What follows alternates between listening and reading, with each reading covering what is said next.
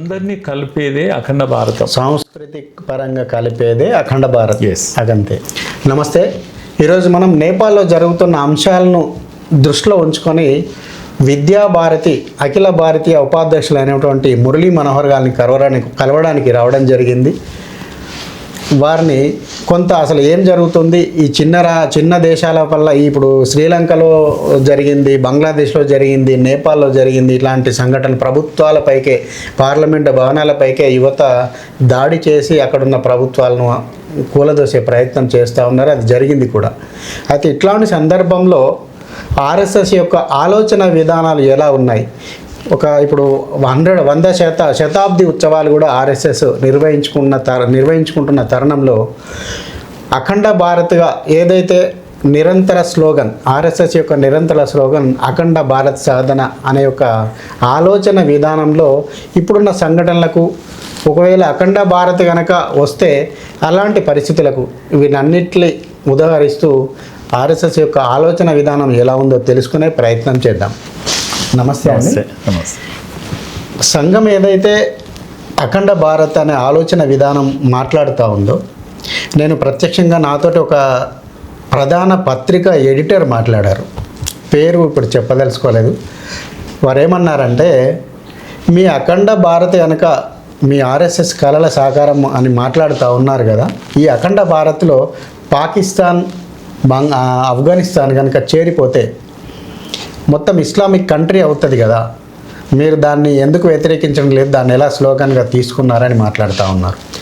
ఇంకొక వైపు ఇప్పుడు మనం జరుగుతున్న పరిణామాలను కనుక చూస్తున్నట్లయితే, మొన్న శ్రీలంకలో జరిగింది ప్రభుత్వాలను కూలగొట్టడం, ఇటు బంగ్లాదేశ్లో జరిగింది, ఇటు నేపాల్లో నిన్న మొన్నటి నుంచి కూడా నేపాల్లో కూడా ప్రభుత్వాన్ని కూలదోసే ప్రయత్నాలు జరుగుతూ ఉన్నాయి.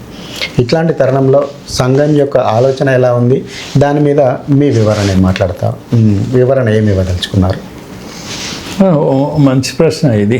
డౌట్స్ వస్తుంటాయి చాలాసార్లు. నేషన్ స్టేట్ విషయాలు వచ్చినప్పుడు మన ఆలోచన ఏముంటుంది అంటే, ప్రభుత్వము పాలన లాంటివి దృష్టిలో ఉంటాయి. జాతీయత అనేది మొదటి నుంచి భారతదేశం యొక్క జాతీయత నుంచి నేషనాలిటీ గురించిన ఆలోచన భిన్నంగా ఉంది. హిట్లర్ జాతీయత వేరు. హిట్లర్ జాతీయ ప్రపంచం అంతా ఏమనుకుంటారంటే, వాళ్ళు ఫెనటిక్ అయిపోతారు, మేమే గొప్ప అనేటువంటి దీంట్లో వెళ్ళిపోతారు. జాతీయవాదులందరూ అట్లేనేమో అని అనుకుంటారు. భారతదేశంలో చాలా లిబరల్ నేషనలిజం ఇది, చాలా లిబరల్ థాట్ ఇది. ఇది చాలా మందికి అర్థం కాదు. ఇది కాశ్మీర్ నుంచి కన్యాకుమారి వరకు ఇప్పుడు హిందూ రాష్ట్ర అనేది ఒక వర్డ్ ఉంది. మీరు చెప్పిన అఖండ భారతం అనేది ఒక వర్డ్ ఉంది. ఈ 2 పదాలు ఉన్నాయి. ఇప్పుడు మోడీ అధికారంలో ఉన్నాడు. ఇప్పుడు ఆర్ఎస్ఎస్ నడిపిస్తుంది. వ్యవస్థలన్నీ ఆర్ఎస్ఎస్ చేతిలోకి వెళ్ళిపోయినాయి.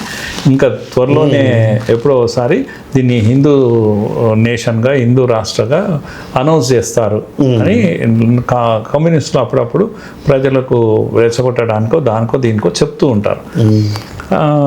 నేనేమంటున్నా అంటే, చాలాసార్లు మోహన్ భగవత్జీ కూడా చాలా మీటింగ్స్లో, ఉపన్యాసాలు ఓపెన్గా చెప్తున్నారు, అనౌన్స్ చేసే అవసరం ఏం లేదే అన్నాడు. ఇది ఆల్రెడీ హిందూ రాష్ట్రమే. అవును, ఎవరు ప్రకటించే అవసరం లేదు. హిందూ అనేది ఒక జీవన విధానం ఇది. కాకపోతే మేము హిందూ రాష్ట్రంగా మేము ఎదుగుతున్నాం. మధ్యలో పతనం అయిపోయినాము విదేశీ పాలన కారణంగా, వీటి కారణంగా. మళ్ళీ హిందూ రాష్ట్రంగా మేము ఎదుగుతున్నాం. ఈ పని ఆర్ఎస్ఎస్ చేస్తుంది. దీని కొరకు రూల్ చేసి పార్లమెంట్లో బిల్ చేసే అవసరం లేదు, డిక్లేర్ చేయాల్సిన అవసరం లేదు. పాకిస్తాన్ ఇస్లామిక్ కంట్రీగా డిక్లేర్ చేసింది. వాళ్ళ అది బాధ. మేము ఎందుకంటే ఇక్కడ మేము ఉండలేము, మేము మతం అనేది ఒక జాతి అనుకున్నారు వాళ్ళు. మనం ఏమంటారంటే, మతము వేరు, జాతి వేరు. దీంట్లో బౌద్ధులు ఉన్నారు, లేకపోతే క్రైస్తవులు ఉన్నారు, లేకపోతే సిక్కులు ఉన్నారు, లేకపోతే వైష్ణవులు ఉన్నారు, జైన్లు ఉన్నారు. ఇవన్నీ మతాలు ఉన్నప్పటికీ కూడా వీఆర్ ఆల్ హిందూస్. హిందూ జీవన విధానం ఇది కనుక 1 నేషన్ 1 పీపుల్ 1 కంట్రీ. భారతదేశం అనేది మతాలతో సంబంధం లేదు. ఇది చెప్తే వాడికి అర్థం కాలేదు. ఇదే అవకాశం అనుకున్నాడు జిన్నా, నాకు ఒక దేశం వస్తుంది, నేను ప్రైమ్ మినిస్టర్ అయితే అనుకుని ఆయన ఒక దేశాన్ని పెట్టుకున్నాడు. అనుకున్నాడు, వెళ్ళిపోయాడు. వెళ్ళిపోయాక మరి బంగ్లాదేశ్ మీరు అంతా కలిసి ఉన్నారా? మీరు మతమే కదా, ఒకే జాతి అనుకున్నారు కదా, మీరు కలిసి ఉన్నారా? పోనీ బలూచిస్తాన్ కలిసి ఉంటారా? ఇప్పుడు రేపు ఎప్పుడు విడిపోతుందో తెలియదు. మీరంతా ముస్లింలే కదా. కనుక వాళ్ళు ఫెయిల్ అయిపోయారు అర్థం చేసుకోవడం. జాతి వేరు, మతం వేరు. కనుక మనం ఒక జాతిగా ఒక్కటిగా ఉండాలి, ఒకటిగా ఎదగాలి. ప్రపంచం వేరు, మనం వేరండి అనిల్ గారు. ప్రపంచం వేరు, మనం వేరు. మన థాట్స్ వేరు. మన చాలా లిబరల్ థాట్ ఇది. 1000 భాషలు ఉంటాయి కానీ కలిసి బతుకుతాం మనం. నాకు చూపించండి ఈ భూమి మీద అటువంటి 2 దేశాలు ఏమైనా కలిసి ఉన్నాయేమో. ఏది ఉక్రెయిన్, రష్యా చస్తున్నారు ఇప్పుడు. వాళ్ళది కూడా యుద్ధం అదే. అసలు 2 భాషలే గొడవ. ఇంగ్లాండ్, ఐర్లాండ్ కలిసే ఉంటాయి, కొట్లాడుకుంటారు. వీడి భాష వాడు మాట్లాడు. 100 భాషలు ఉన్నాయి, కలిసే ఇన్నేళ్ల నుంచి, ఇన్నేళ్ల నుంచి ఉన్నాం కదా. ఇది ప్రపంచానికి వింత కావచ్చు, కానీ 100 మతాలు ఉన్నాయి, 100 భాషలు ఉన్నాయి, 100 వేషధారణ ఉంది. కానీ కలిసికట్టుగా ఉండడమే హిందుత్వం. ఇది హిందుత్వం అనేది ఒక జాతీయత, జాతీయ భావన. ఆఫ్ఘనిస్తాన్ విడిపోయింది, పాకిస్తాన్ విడిపోయింది, ఇంకా విడిపోయినాయి, శ్రీలంక విడిపోయి ఉండొచ్చు. ఇవన్నీ కూడా ఈ ఖండము, భరత ఖండం. ఇది ఒకప్పుడు అని ఒక రాజు పరిపాలించాడు. ఎప్పుడైనా దీని మొత్తం ఏం లేదు. కనుక ఇది ఈ యొక్క మీరు చెప్పిన యొక్క అఖండ భారతం, అఖండ భారతం అనేది ఇది ఒక జాతీయ భావం. ఇది జాతీయ భావం అంతే, ఒక జీవన విధానం మనది. ఇప్పుడు నేపాల్లో రామాయణం అంటే ఇష్టపడతారు.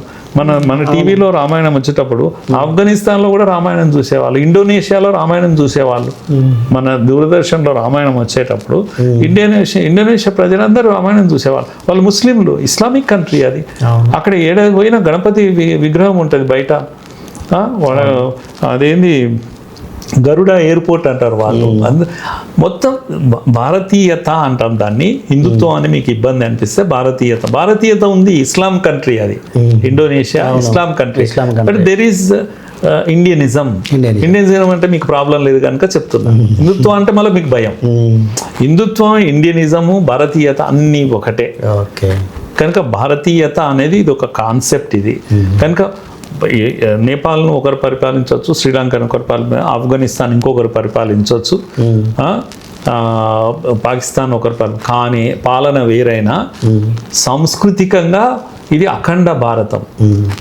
అఖండ భారతం ఒకరోజు ప్రకటించరు, ఎట్లయితే హిందూ రాష్ట్రాన్ని ప్రకటించారో అది కూడా ఏం ప్రకటించారు. కానీ మనం ఒకరినొకరు అర్థం చేసుకొని మనం ఒక్కటిగా జీవించే అవకాశాలు ఉన్నాయి. ఆలోచన మన సాంస్కృతిక ఏకత్వం ఉంది కనుక. అంతేందుకు నేపాల్కు మనము రోటీ బేటీ అంటాం, ఇవన్నీ సంబంధాలు ఉన్నాయి. ఇప్పుడు కూడా పిల్లనిచ్చుకుంటారు అక్కడ అమ్మాయి. ఇప్పుడు కొయిరాల కొయిరాల సినిమా యాక్ట్రెస్ ఉండే మనీషా కొయిరాల, వాళ్ళంతా భారతీయులు. వాళ్ళు ఇప్పటికి కూడా వాళ్ళ పిల్లని ఇక్కడ ఇస్తారు, ఇక్కడ అమ్మాయిలు వాళ్ళు చేసుకుంటారు. ఇవన్నీ సంబంధాలు ఉన్నాయి. శ్రీలంకకు మనకు సంబంధాలు ఉన్నాయి. కనుక ఈ భరత ఖండము లేకపోతే అఖండ భారతము అనేది ఒక థాట్, ఇది ఒక ఐడియా మాత్రమే. దీనికి ఒక రూలర్ రాడు, ఒకడే పరిపాలన కిందికి ఏం రాదు ఇది. కనుక మెజారిటీ మైనారిటీ ఆఫ్ఘనిస్తాన్ కలిసి అదొక పిచ్చి ఆలోచన అది. కనుక అదొక పిచ్చి ఆలోచన, అలా ఆలోచించవద్దు ఎప్పుడు కూడా. తర్వాత మతం అనేది మీరు పాకిస్తాన్ డివిజన్ తర్వాత ఈ సమస్యలు వచ్చినాయి. అంతకుముందు అందరూ కలిసే ఉన్నాం. కలిసి ఉండడానికి మేము ప్రిపేర్గా ఉన్నాం. మీకేం సమస్య? మీకు సమస్య అనుకొని వెళ్ళారు, 2 ముక్కలు చేశారు దేశాన్ని. కలిసి ఇప్పటికి కూడా ఉంటలేరు. మీరు 2 ముక్కలు చేశాక 3వ ముక్క ప్రయత్నం చేస్తున్నారు. 3వ ముక్క అవుతారు. ఎక్కడ 4వ ముక్క అవుతారు. ఇస్లాం అనేది ఒక నేషన్ కాదు, అదొక మతము, ఫెనెటిక్ మతం. అది ఎవడు చెప్తే వినేది లేదు. మా మతం మేమే అనేటువంటి పద్ధతిలో ఉంటారు. ఇప్పుడు కొద్దిగా లిబరల్ థాట్ తోటి కొందరు బయటకు వస్తున్నారు, ఆలోచిస్తున్నారు. ఇస్లామిక్ పీపుల్ కూడా మెల్లమెల్లగా ఆలోచించాలని మన ఆర్ఎస్ఎస్ పెద్దలందరూ కూడా వాళ్ళ మేధావులతో చర్చలు చేస్తున్నారు నిరంతరం. డోంట్ థింక్ మేము ముస్లిం అంటేనే వ్యతిరేకిస్తాం, దూరం పెడతాం అనేది ఏం లేదు. మాట్లాడే వాళ్ళతో మాట్లాడుతున్నాం, మేమే కలిసి పోయి మాట్లాడుతున్నాం. దేశాన్ని అర్థం చేసుకోండి, ఇక్కడ సంస్కృతిని అర్థం చేసుకోండి, మీ మతం మీరు పాటించండి. మతాన్ని ఎవరు కన్వర్షన్స్ అవసరం లేదు, ఎవరు కన్వర్ట్ చేయాల్సిన పని లేదు. వ్యతిరేకిస్తాం, ఎవరి మతాన్ని వాళ్ళు పాటిస్తారు. కనుక అఖండ భారత్ అనేది ఒక కల్పన, హిందూ రాష్ట్రం అనేది ఒక కల్పన, ఇది ఒక సాంస్కృతిక కల్పన. కనుక అంత నేరోగా ఆలోచించాల్సిన పని లేదు. మతం పేరుతో విడగొట్టేది కాదు ఇది, లేకపోతే భాషతో విడగొట్టేది కాదు. అందరినీ కలిపేదే అఖండ భారతం. సాంస్కృతిక పరంగా కలిపేదే అఖండ భారత్. Yes. అదంతే ఆర్ఎస్ఎస్ యొక్క అంతిమ సిద్ధాంతం. సాంస్కృతిక ఏకత్వం. సాంస్కృతిక ఏకత్వం. కానీ వాళ్ళు ఏం అర్థం చేసుకుంటున్నారంటే ఇదంతా కలిపి ఒకే పరిపాలన కిందికి తీసుకొచ్చి ఒక రోజు తీసుకొచ్చిన తర్వాత ఒక రాజు వస్తాడు, ఇదంతా కలిపేసుకున్న తర్వాత ఈ పాకిస్తాన్ వాళ్ళు ఈ మతతత్వ శక్తులు వచ్చి వీళ్ళందరినీ ఇస్లామిక్ కంట్రీగా మార్చేస్తే అనేది తను మాట్లాడిన ఉద్దేశంలో ఉంది. ఓకే, చక్కని వివరణ ఇచ్చారు. Thank you.